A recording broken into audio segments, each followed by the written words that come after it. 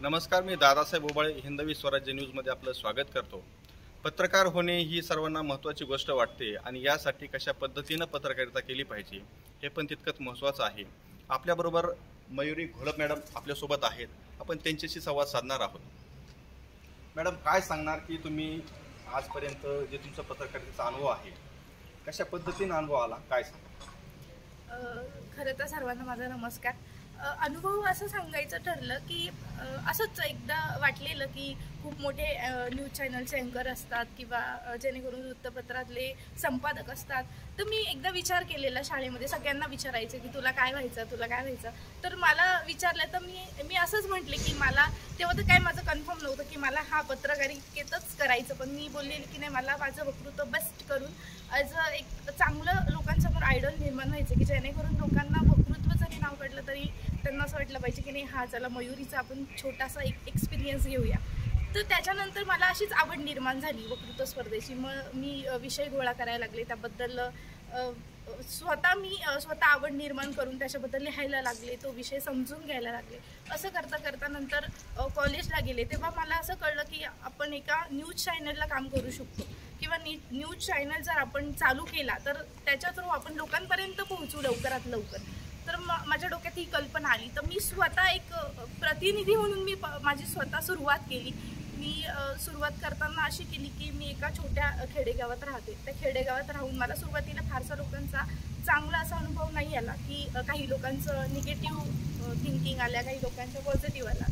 तर मी म्हटलं ठीक आहे, मला लोकांचे काही करायचं नाही. पण ज्यावेळेस मी ॲज अ टॉप एका चॅनेलला जाईल त्यावेळेस नक्की लोक मला म्हणतील का ही आमच्यासोबतची होती किंवा आमच्या बरोबरीची होती. तिथून माझा प्रवास सुरू झाला. प्रवास सुरू होत असताना खूप साऱ्या अडचणी आल्या. पण माझं हे एकच होतं की मला माझं स्वतःचा न्यूज चॅनल चालू करायचा आणि तो मी करणारच.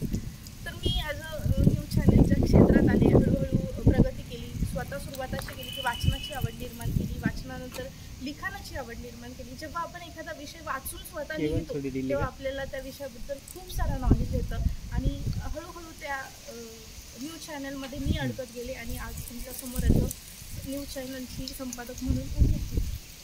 पण विषय असा होता की तुम्ही डिप्लोमा जर्नलिझम करताय.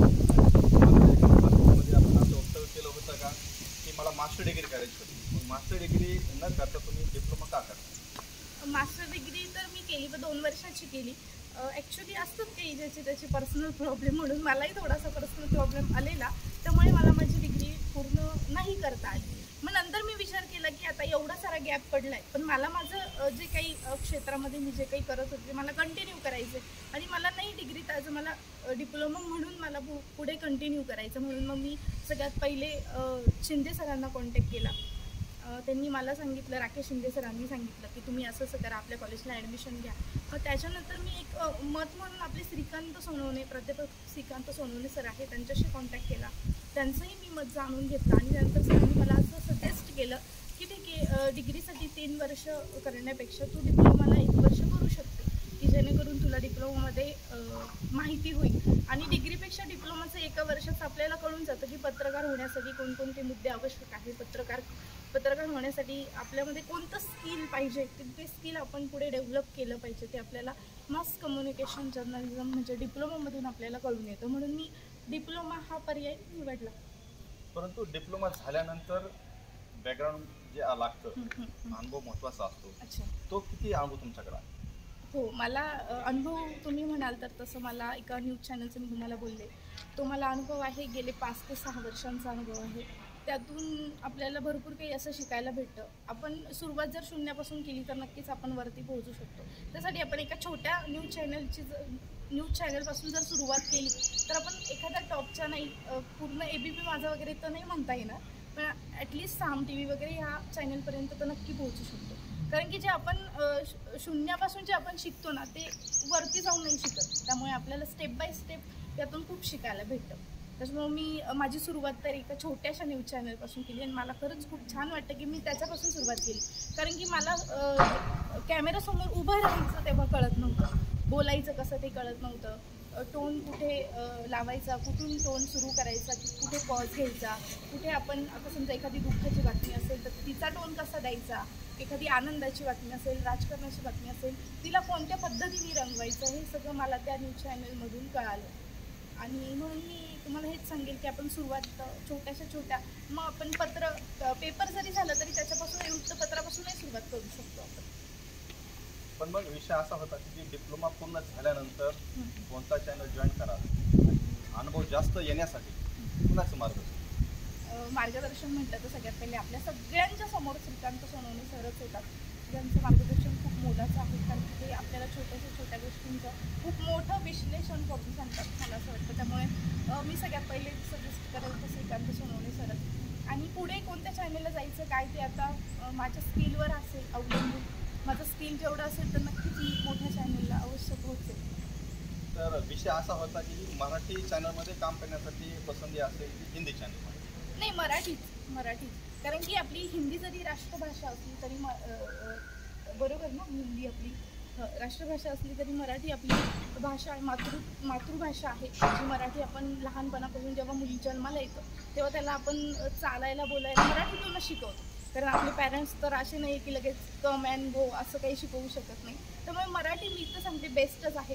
कारण मराठी माध्यमातले मुले पण कलेक्टर PSI बनूच शकतात ना. त्यामुळे मराठी बेस्ट आहे. जेव्हा आपल्याला आपली मराठी प्रॉपर जमेल आणि आपण आपल्या मराठी भाषेचाच कुठेही वापर केला पाहिजे, मी या मताची आहे.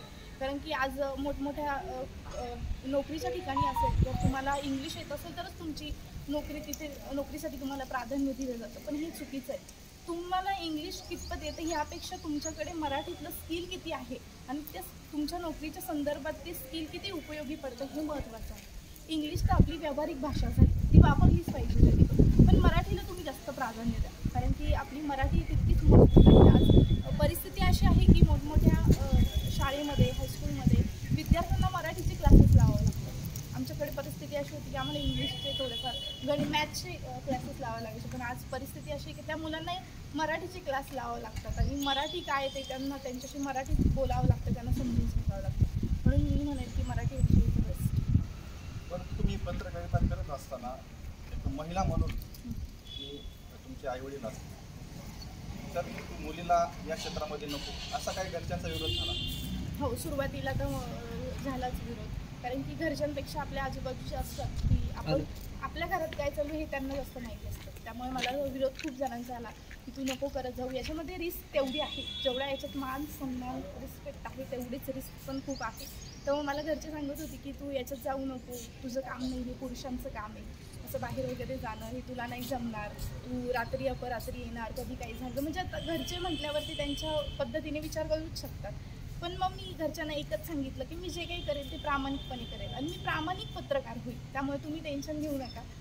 आपण जर आपला प्रामाणिकपणा आपल्यासोबत कंटिन्यू जर ठेवला तर आपल्यासोबत काहीच वाईट होत नाही. आणि व्हायचंच जर असेल तर आपल्याकडे कायद्याच्या स्वरूपात भरपूर अशा काही गोष्टी आहेत की जसं आपण वेळेवरती वापर करू शकतो. धन्यवाद मॅडम. या होत्या मयुरी घोलप मॅडम. त्यांचा प्रवास अतिशय संघर्षमय असा होता आणि निश्चित स्वरूपाने एक महिला असताना सुद्धा या क्षेत्रामध्ये पुढं जाऊन आपलं नाव उज्ज्वल करतील असा एक अंदाज या ठिकाणी व्यक्त होतो.